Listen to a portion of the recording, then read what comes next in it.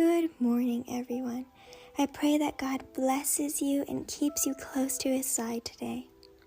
We are on a journey entitled Ways, and today we will be reading from John chapter 14, verse 30. The prince of this world cometh, and hath nothing in me. In all his habits of life, the Savior gave an example of what God designs his church on earth to be.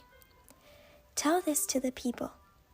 Christ desires to present his church before the Father without spot or blemish. From his earliest years, the Savior's life was one of poverty.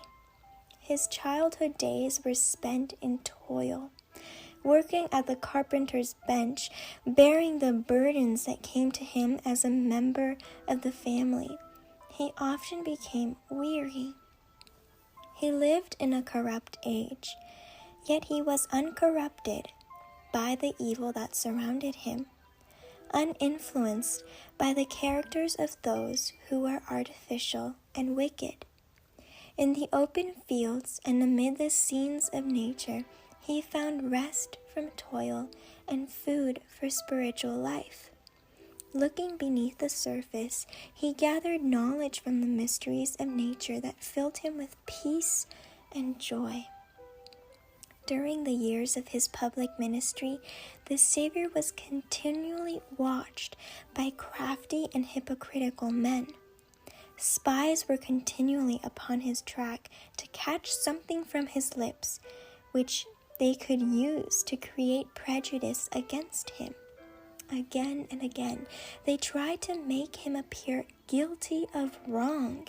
There were occasions when they laid traps for him by presenting to him questions, the answers to which they hoped to use to cause his condemnation by the people. But at every attempt, they were compelled to retire from the field, confounded. Their actions were revealed in their true light by the answers of Christ. The Savior's discourses presented a power of truth to the multitudes who listened. Even the men who were sent to spy upon his actions were forced to return with the report to those who sent them. Never man spake like this man. John 7:46. Let your conversation be with grace, for Christ is listening to the words you speak. Let compassion for one another be blended with all you say. Then you will reveal the character of Christ.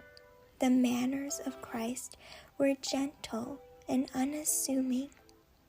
As his followers, we are to partake of his nature. We are to be daily learners of the great teacher, that the atmosphere surrounding the soul may be filled with spiritual life. May God bless you.